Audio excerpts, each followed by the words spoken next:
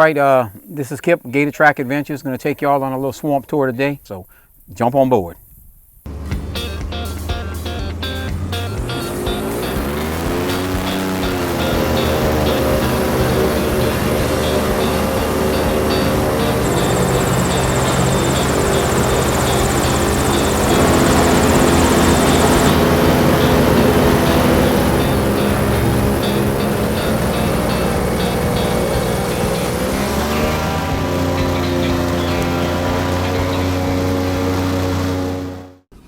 So look at that cypress right there.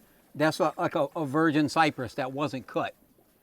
The tree there it was probably standing here in the 20s when they clear cut, 20s and 30s, when they clear cut every standing cypress in South Louisiana pretty much. But it's hollow at the top, so it's probably what saved it. You don't see very many virgin cypress trees left back here, and if you do, there was a reason it wasn't cut. Normally because it's hollow, it was a bad tree. So they didn't no good to cut it. It was just wasted. They couldn't, cut it for lumber. So that's all you have left. All of this is new growth cypress. Very, very few old original trees. But would have been nice if they would have said, we're going to spare about 10 acres per every 100 or 1 acre per every 100, and actually left the virgin cypress alone where you can get a real good look at it, because we've never seen it. The average person hasn't. I think there's a small stand above Lake Pontchartrain somewhere, up north of Hammond or somewhere, that wasn't cut for whatever reason. But that's the only chunk of virgin cypress I've heard of left. Sad.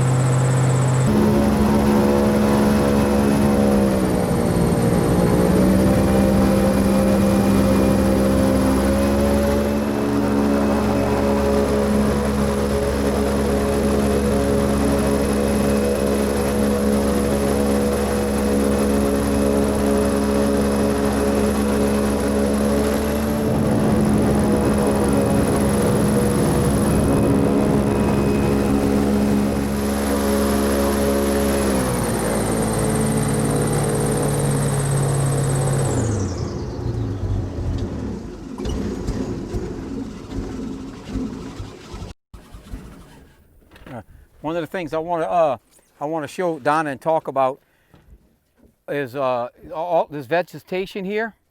This is an intrusive species of vegetation that's coming and kind of taking over our marsh. It's a giant salvania. We'll pan it and show it to you. This should be a clear, wide open duck pond. And this salvania here floating in the water, I'm going to grab some and show y'all.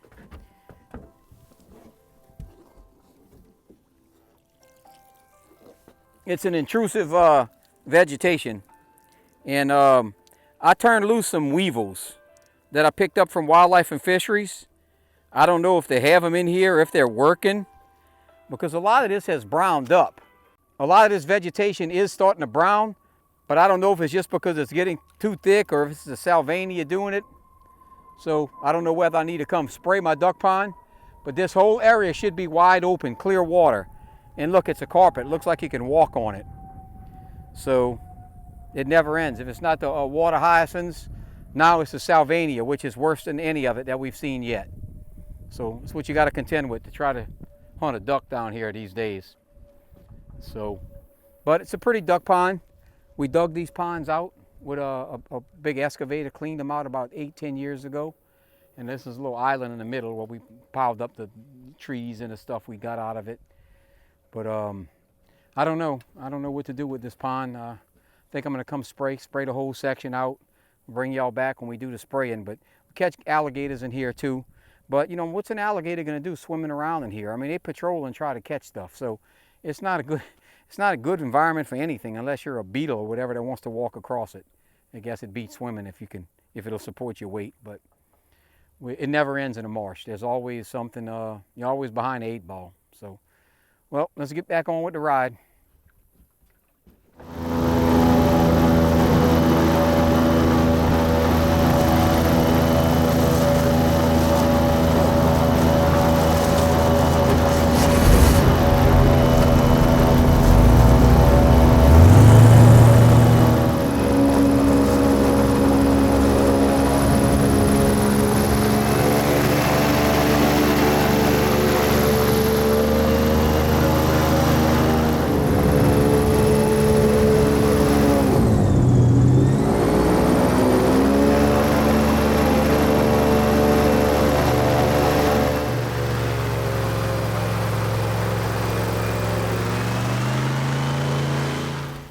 Land ho!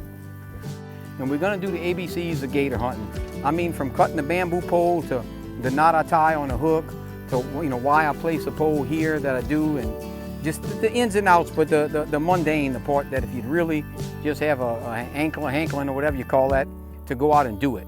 Not the TV version, because look, I had a show on TV and it's a little bit different operation. It's legitimate what they do to catch them, but it's not quite the same as what you do back here, You don't want to have that alligator fighting and thrashing and acting all crazy. You want to, as soon as his head, before it even breaks the water, you want to just shoot it and get it over with. Make it easy on him, make it easy on you. Because if he's fighting and acting crazy and you're trying to pull him in a boat and the hook is almost ready to break or about to get loose, you just lose the gator, and best thing to do is just shoot him, put him in a boat with as less ripples as possible. That's my goal. So, all right, I enjoyed the day. Hope y'all did too. That's it. We out.